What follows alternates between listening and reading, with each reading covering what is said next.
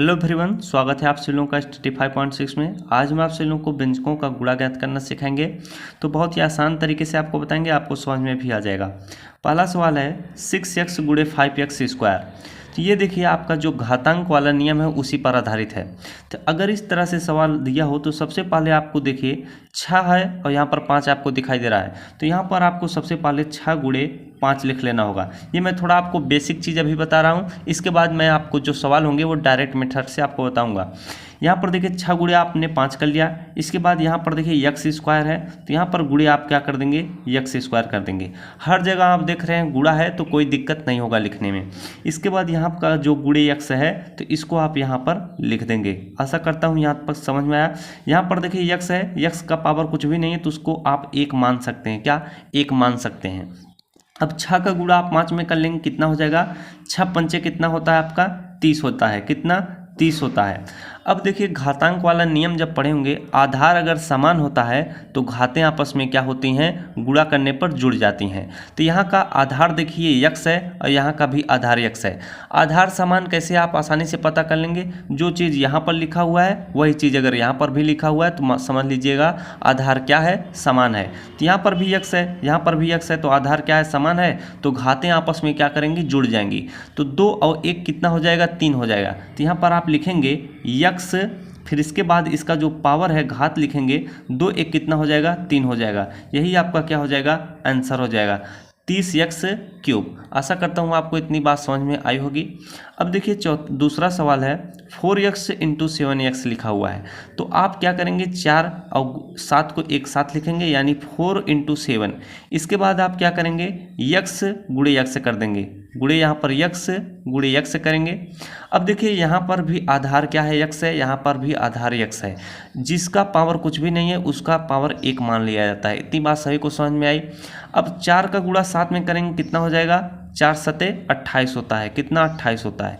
इसके बाद देखिए इसका आधार x है, इसका भी आधार क्या है, x है। तो आधार सेम है तो घातें क्या होंगी, जुड़ जाएंगी। तो 1 और 1 कितना होगा आपका, 2 हो जाएगा। तो यहाँ पर लिख दीजिएगा x का पावर 2 हो जाएगा। 28x स्क्वायर, यही आपका क्या हो जाएगा, आंसर हो जाएगा। आशा करता हूँ यहाँ तक आप सभी लोगों को समझ में आ गया होगा। अब देखिए तीसरा सवाल आपका, देखिए यहाँ पर लिखा हुआ है कि 4x स्क्वायर इंटू 3x का पावर 5 लिखा हुआ है। यहाँ तक सभी को समझ में आया। अब आप क्या करेंगे, 4 का गुणा 3 में करेंगे। तो बोलिए तो आपको डायरेक्ट समझा दें, क्योंकि यहाँ पर आप देखिए इसका भी आधार x है, इसका भी आधार x है, तो घातें क्या होंगी, जुड़ जाएंगी। आपको आसानी से समझ में आ रहा होगा। तो 4 का गुणा आप 3 में करेंगे, कितना होगा, 4 तिहाई 12 हो जाएगा। तो यहाँ पर आप 12 लिख लेंगे।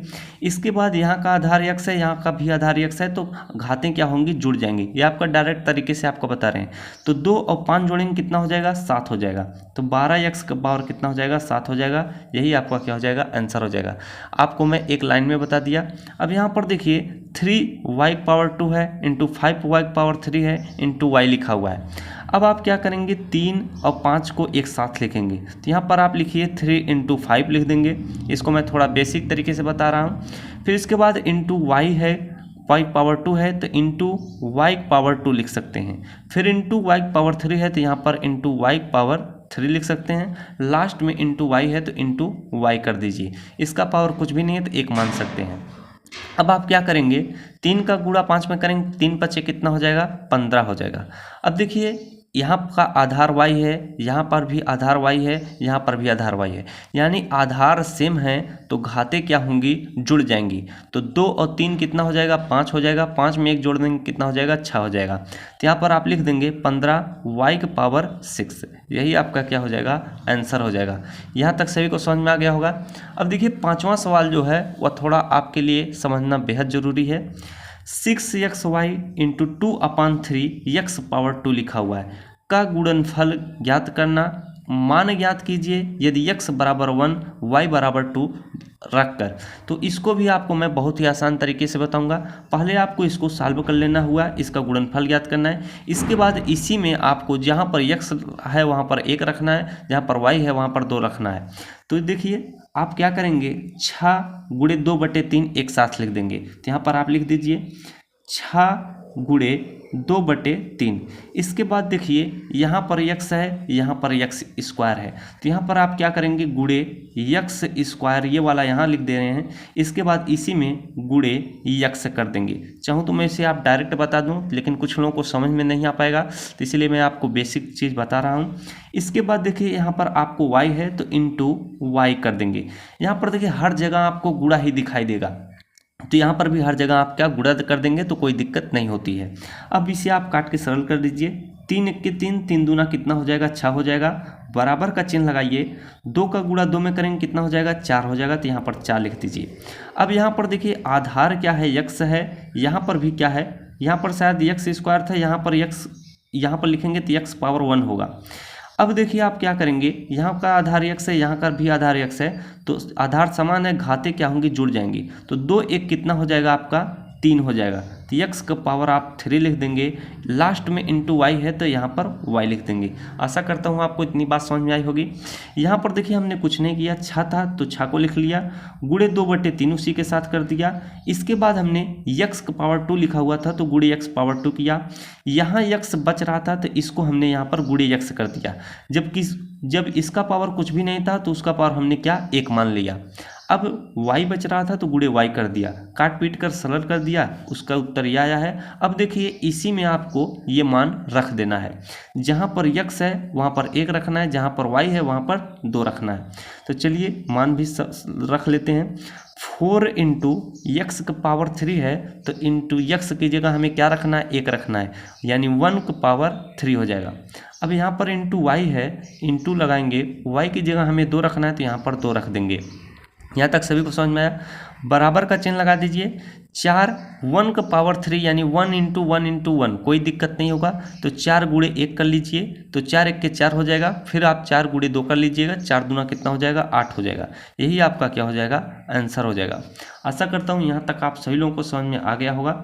अब आपका देखिए एक लास्ट प्रश्न और है, उसको भी समझ लीजिए, बेहद ज़रूरी है आपके लिए। यहाँ पर देखिए -3 x का पावर 2 इंटू y है, एक ब्रैकेट में, इसके बाद गुणे का चिन्ह है, फिर एक ब्रैकेट में -5x इंटू वाई पावर 2 है। अब आप क्या करेंगे -3 इंटू -5 एक साथ करेंगे, तो यहाँ पर -3 इंटू करेंगे -5 एक साथ कर लीजिएगा। अब आप क्या करेंगे यहाँ पर x स्क्वायर जो है और x एक साथ करेंगे, इंटू आप क्या कर लीजिएगा x स्क्वायर इंटू आप x कर लेंगे। इसके बाद और क्या बच रहा है, यहाँ पर y स्क्वायर बच रहा है और y बच रहा है, तो यहाँ पर कर लीजिएगा into Y square into Y.